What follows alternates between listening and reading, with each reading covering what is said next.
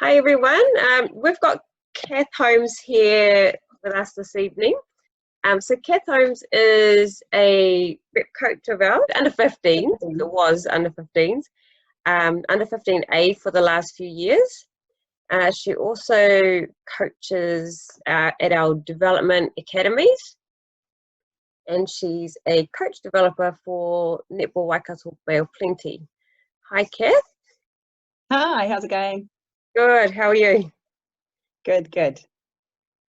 Now that we all sorted, kind of. Yeah, sounds like. Yeah. So, do you want to just tell us a bit about yourself and the roles you play at netball for the centre and for our zone as well? Oh yeah. So obviously I'm Kath, and I've born and bred in Rotorua. So I've only been in the Hamilton area for the last 8 years, and got involved with Hamilton City Netball for the last maybe 5 or 6 years. So it's been an interesting journey, and obviously I do some coach developer stuff for Waikato Bay of Plenty Netball, as well as do some selecting and some scouting stuff for the zone as well. Yeah, I guess my most important role in netball is a mother of a netballer. I would have to say. So, yeah. But, yeah. So is that how you got into coaching? Was being a mum? No. Katarana didn't start playing till she was about 7 years old. But I got into coaching well before I had her. It was actually a niece of mine who approached me. I think I was about 19, 20 at the time, so not long ago. Yeah. But yeah. So she approached me to coach some of her friends, and they were at kind of an intermediate age, so they didn't want to play for the school, so they asked me to coach them. And yes, I coached them for about 3 or 4 years into high school level, and yeah, that's pretty much how it all started. Yeah. Oh, that's awesome. And did you play, or do you still play, or? I played, past tense. Now, Jamie, I don't play anymore. Too many injuries and things like that. And obviously, as you get older, things don't work as well as they used to. So, Yes, I know. yes, I put my energy on coaching. Yeah. Coaching, although I do see some of our other wonderful coaches still out there doing strutting the court, so it's pretty cool. Yeah, so. Awesome. So you're involved with quite a lot of sports as well, like with rugby, with your son. How do you think like this COVID-19 is going to affect sports and like netball and rugby and? Yeah. So I'm involved with, I have been involved with my son's rugby, as well as Māori rep rugby as well. And I think just in general, probably not generalising just netball, but just sport in general, this whole COVID stuff may impact it by maybe younger people rethinking their career pathway into sport. Maybe, I don't know, that's just kind of my personal opinion. Yeah. I think that netball is fairly strong and well supported nationally, as well as rugby. But yeah, I'm sure once the pandemic's over and we can get out of lockdown, there'll be lots of players wanting to get back out on the field and back out on the court. So hopefully soon. Hopefully. I'm really hanging out to get out there. Well, not that I play, but like just to get out there and see some people. Yeah. The social part of sport is huge, and so that's going to be obviously something that a lot of athletes are going to be struggling with. Yeah. I think that, and even like for us as coaches and trainers and volunteers and workers and stuff like that, like it's that social side of things too that is the hardest. It's the hardest thing for me to deal with, not being able to just see people, and because we're such a face-to-face sport, we don't really do anything online, do we? Yeah. You work as a nurse outside of netball and sports. So are you working from home at the moment, or you're doing a bit of both, eh? So I'm currently practice as a nurse. I'm a community nurse, so I'm mobile anyway.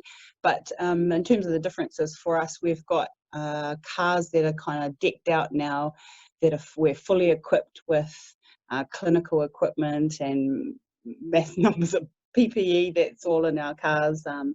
And basically, we've got some really strict protocols on what we can and can't do. Going obviously into people's houses is one of the things, around wearing full protective gear and things like that. So it is a bit different, and a bit different for our clients as well. So we only work just with kaumātua, and it's been really different for them, because obviously COVID affects them the most. They are obviously the most vulnerable part of our population. So it's been tough, but we're doing our best. Yeah, it must be hard, knowing that just being around kaumātua and stuff like that, that you could put them at risk and things like that. Yeah. So the least contact we have with kaumātua, the better. So we've just kind of like, if we can do things like triaging over the phone or virtual consults over, over our phones and iPads and things like that, then we'll do that. But a lot of the kaumātua that we see don't have the technology for that stuff as well. So over the phone is best. And then obviously if they need to get seen, we do go in with our full protective gear and try and get them that support that they need here. Yeah. So as a parent, so your daughter's had a few injuries as well, hasn't she? She has. And how is she going? She's going. So she's this year she was inspired by the coach at Hamilton Girls High at the moment. So she's came to me earlier on in the year and said that she wanted to give return to netball a go. As a coach, that's a great thing, as long as you can be well supported and well, easing the way back into it. But as a parent, as a mother, I kind of cringed a little bit, just because we saw the impact that those injuries did have on her at such a young age. So she did her first ACL at 13, and that was through rep touch, and then the next one at 15 through rep netball. So and they're both knees. So she's had a big journey in terms of her recovery. She is focused at the moment, and it's really nice to see that spark back in her eyes, that she does want to return. Kind of give her some. Who am I to stop her dreams, Jamie? You got to support them no matter what, if that's what she wants. And most it's got to be hard, because most kids want to play sport, or their friends are playing. Is there a lot of support out there for her from? There has been. There's been, like, we've always had her. Obviously, her surgeons have been really great with her rehab, post surgery and things like that. So the first knee, she did quite a bit of damage to her knee, and then the second knee, not so much, but both surgeries went really well. Both recoveries have been really well managed by her physio. She's got a different physio that has more of a specialist area in netball specifically. So I'm really happy about that. And as I mentioned, the coach at Hamilton Girls High seems pretty interested in getting her kind of back into it and back on the court. And we've had some kōrero over email about making sure that she has the whole package behind her. So it's not just about her physically being well enough to take the court, but also emotionally and psychologically. That whole sports psychology stuff is huge, especially for our rangatahi, our teenagers. So, I'm happy if she's happy, and I can see that there's that whole support, that whole package wrapped around her. And at the Yeah. moment, I'm happy. Yeah. Yeah. So what do you do outside of netball? Like, what do you outside of netball and work? Do you have any kind of like hobbies or things that keep you sane? I think one of the reasons I kind of got into netball was because it's something that I'm passionate about, even back in the day as a player. But in terms of coaching, being a mother, being a nanny, and rugby, there's not much time for anything else. And obviously full-time work, but I spend a lot of my downtime with my family, particularly my mokopuna, who are in my hometown in Rotorua. I do like to paint, and that's something that I don't do often, and I wish I could do. I must say I finished the painting during the lockdown, so that's been nice to finally do. Yes, I've got a little kind of a setup for that, so that's pretty much it, really. That's my life. It's like me too. Yeah, as a mum, and then taking your kids to sports and then work, it's just like, don't have much else to do. The lockdown's actually been quite nice, because you kind of haven't.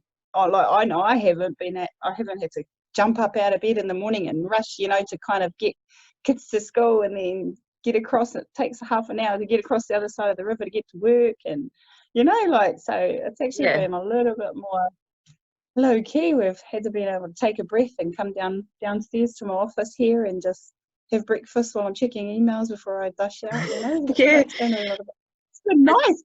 It has been it's kind of like an up and down thing. Like, I've had times where it's nice and I'm like, oh, it's so relaxing, and because I get up at blinking like 4:30, 5 o'clock, so I'm like, I've never slept in so much in my life, but it's nice being at home. Very different.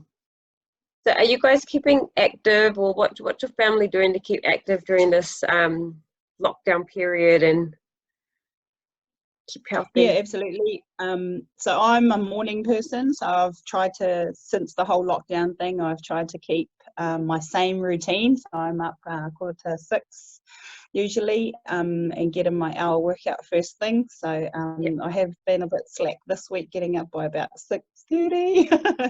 So that's just because I've been taking some time back for work. So I'll usually do about an hour workout myself, and then my kids and my husband will do something usually in the afternoon or evening, because he finishes work at 2, so they usually do something in the afternoon, before I actually get back home. We still try and keep fairly active. It's important. It's important for overall well-being, really. Mental well-being, and just So how many people are in your bubble? So just the 4 of us. So myself, my husband Paul, and our 2 kids. Nice. Yeah. We'll probably wrap it up here. But do you have any tips for our netballers to keep engaged during this time, and keep fit? Because we might get a season, and we might come. We're hoping we will anyway. I think probably just generally try and keep a routine as much as possible. So I think it would be too hard for people to come out of lockdown with having buggered up their routine, completely. So sometimes I've caught my kids in bed till 11, 12 o'clock in the morning. So, but if you can try and keep some sort of structure and routine to your life in general, that will be really good. Obviously, keep moving, keep things fun. There's been some really creative stuff that's come out from all over the place about what to do, about working out at home, all sorts of stuff. I'm loving the stuff that you're putting up on the Centre page, Facebook page. It's been pretty cool. And obviously the stuff that's coming through for Netball New Zealand and the Zone stuff that's been coming out too. It's all very helpful resources for players to stay connected. and Yeah. keep we're going to get there. Yeah. We're going to get there. I'm sure we might get some sort of a season, even if it's a few games. I'm sure every netballer will be happy with something. Well, thank you very much for your time, Kath, and your tips. And I hope to see you sometime this season when we get one. Yeah, same, Jamie. Yeah, I'm sure we'll get something. Yeah, I'm sure we will. Cool, no worries. Thank you so much. Stay well. And, yeah, you too. Stay safe and keep up the good work with your mahi. Cool. Thank you. Thank you. You too. All right, bye. Bye.